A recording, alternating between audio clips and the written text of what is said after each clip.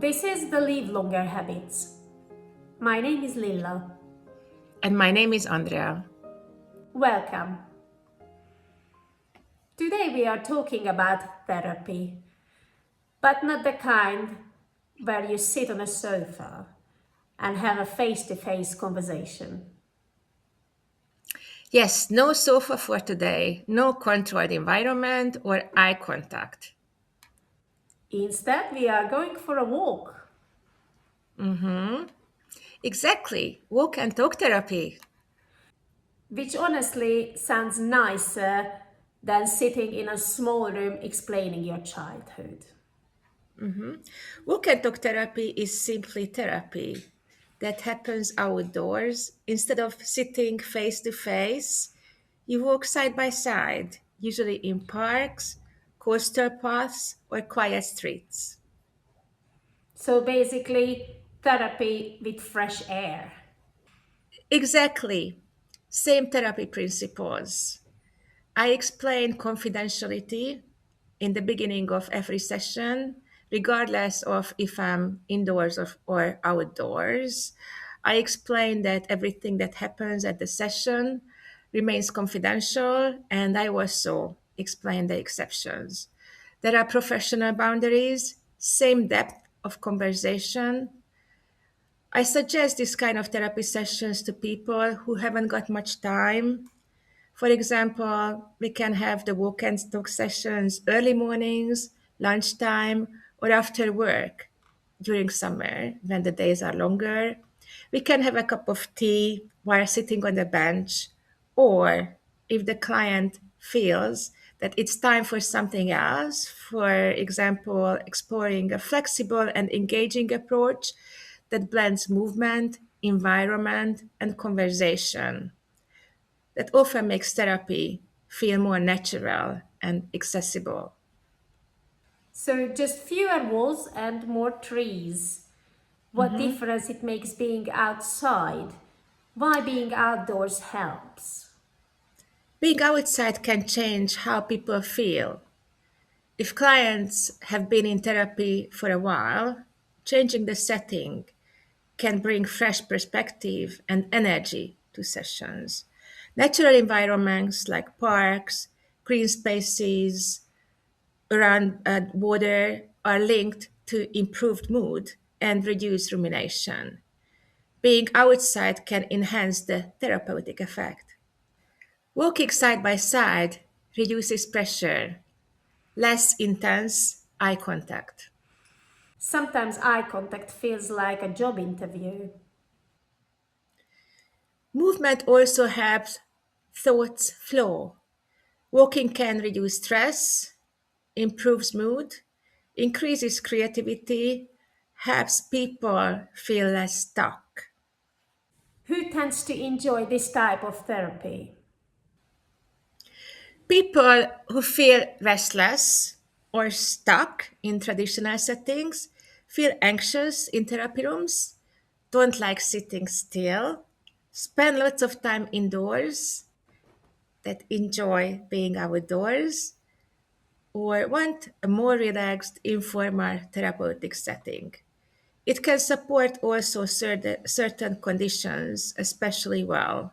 Walk and talk therapy can be particularly helpful for stress and burnout, mild or moderate anxiety, life transitions, grief and loss, low mood, or ADHD, as movement can help focus. So basically, for most of us, it's a good solution. Correct. Walking naturally regulates the nervous system. Gentle movement helps the body relax. The brain processes things differently while moving. Which explains why our best life decisions happen during walks. Exactly. Movement often stimulates thinking. Many people find they open up more easily and think more clearly while walking compared to sitting in a room. Is it only for people who loves hiking? It's an important question. Do you have to be sporty for this? No, not at all. Sessions can be slow walks, short routes. We can pick parks that are wheelchair accessible, or we can even just sit outside of a bench. Sounds good because if someone says therapy, but it's a 10K hike, maybe we're going to need another therapy after the therapy. So, okay, let's go to some real life questions. What about the weather? Good question. However, therapy can happen in most weather, but flexibility is always possible. Clients just bring comfortable shoes, appropriate clothes. So, British therapy rules apply, bring a jacket or an umbrella just in case. And what about confidentiality? Another thing people might wonder, what if someone just walked past? Yes, there is always a chance of being overheard or running into someone, which can make it harder to open up fully. However, therapists plan quiet routes.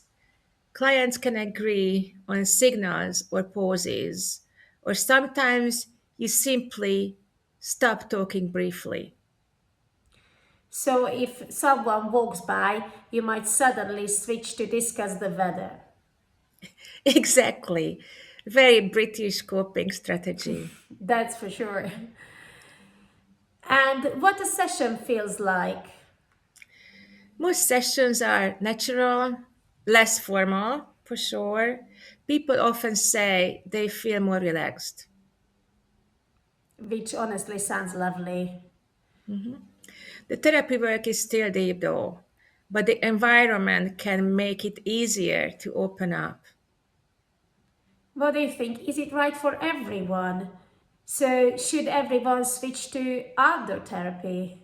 Not necessarily. Walk and talk therapy may be less suitable if you prefer structure and privacy, need intensive or specialized therapeutic techniques, feel self conscious in public, or have health issues that limit movement. Which is also completely okay. Therapy works best when it feels safe and right for the right person. I love the idea that healing doesn't always have to happen in a room. Sometimes moving physically helps us move emotionally too. And sometimes the best conversations happen under open skies. It's not an ordinary therapy type, but worth trying for the most of us.